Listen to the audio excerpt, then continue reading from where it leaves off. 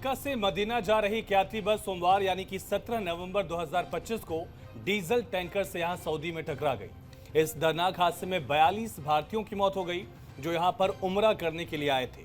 उम्रा क्या होता है ये बताएं, उससे पहले ये पूरी खबर समझिए कि आखिर हादसा कैसे हुआ। दरअसल ये बड़ा हादसा भारतीय समय के अनुसार रात लगभग 1:30 बजे मुफरी हाट नाम की एक जगह पर हुआ। बस में बैठे ज्यादातर लोग हैदराबाद के रहने वाले बताए जा रहे हैं। इनमें महिलाएं, बच्चे और पुरुष शामिल थे। इनमें 20 महिलाएं और 11 बच्चे शामिल थे। रात के वक्त इस समय कई यात्री सो रहे थे और उन्हें हादसे का कोई अंदाजा भी नहीं हुआ। उम्रा पूरा करने के बाद सभी मदीना की तरफ जा रहे थे जहां उन्हें जियारत के लिए पहुंचना था।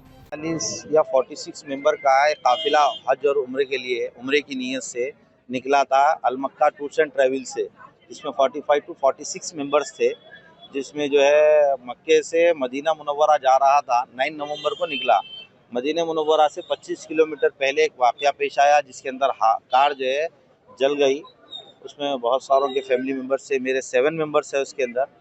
तो जैसे इत्तला हमको सुबह पहुंची, हम यहाँ पे पहुंचे, एजेंट के पास इनसे बात की और फिर उसके बाद हमने असद साहब को कॉल किया, वो वहाँ के ओहदेदारों से बात किए, फिर वहाँ के ज़रिए से जो है मुश्ताक साहब से बात हुई। स्थानीय अधिकारियों के मुताबिक अभी भी हताहतों की सही संख्या और जिंदा बचे लोगों के बारे में जानकारी उपलब्ध नहीं है।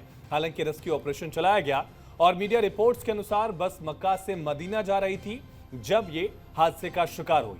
सऊदी समय अनुसार रात लगभग 11 बजे हादसा हुआ। मारे गए तीर्थयात्रियों में ज्यादातर हैदराबाद के थे। हैदराबाद के सांसद AIMIM के चीफ असदुद्दीन ओवैसी ने इसको लेकर बयान दिया और कहा कि उन्होंने रियाद में भारतीय दूतावास के उप मिशन प्रमुख अबू माथेन जॉर्ज से बात की है।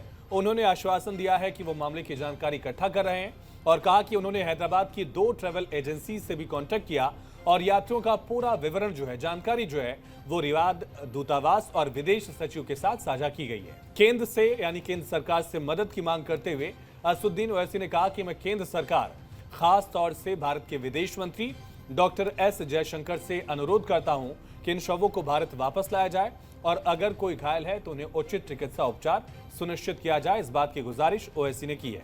42 हाजी मक्का से मदीना जा रहे थे बस में और बस को आग लगने से मालूम हुआ कि सिर्फ एक शख्स की जान बची है। कंफर्म नहीं है, बात कह रहे हैं कि पूरों का इंतकाल हो गया। तो मैंने इंडियन एम्बेसी रियाद में जो DCM है अबू मैथन जॉर्ज साहब से मेरी बात हुई और उन्होंने मुझसे कहा कि कौंसल जनरल जिद्दा भी और वो ख़ुद इस पर मालूमात हासिल कर रहे हैं और जो भी ज़रूरी कार्रवाई करना है वो करेंगे। हैदराबाद के सांसद ओवैसी ने आगे कहा कि बस में 42 हज यात्री सवार थे।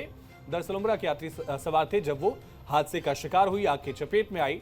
अभी तक की मिली जानकारी के अनुसार सऊदी बस दुर्घटना में जो मृतक हैं उनमें कम से कम 16 लोग हैदराबाद के निवासी थे।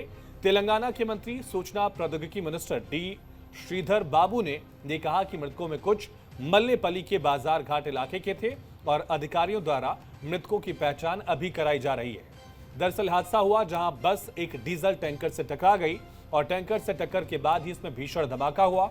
आग की लपटों के बीच बस गिर गई। यात्रियों को बाहर निकलने का मौका नहीं मिला और 43 यात्रियों में से 42 यात्रियों की जान चली गई है। अब तक की उपलब्ध जानकारी के अनुसार ये पूरा इन्फो सामने आया। अब उम्रा क्या है समझिए। दरअसल उम्रा को इस्लाम के पवित्र कार्यों में से एक माना जाता है। एक छोटी तीर्थ यात्रा है, हज से बिल्कुल अलग है। उम्रा मक्का में काबा के चारों तरफ तवाफ और सफा मरवा के बीच सही करने से पूरा होता है। तवाफ मतलब कि काबा के चारों तरफ 7 चक्कर लगाना और सही मतलब दरअसल सफा और मरवा नाम की जो 2 पहाड़ियां हैं उनके बीच 7 बार आना जाना को सही कहा जाता है। उम्रा साल में किसी भी वक्त किया जा सकता है, जबकि हज करने का एक तय महीना होता है। फिलहाल इस वीडियो में इतना ही। बाकी तमाम खबरों के लिए बने रहिए जी मीडिया के डिजिटल प्लेटफॉर्म के साथ।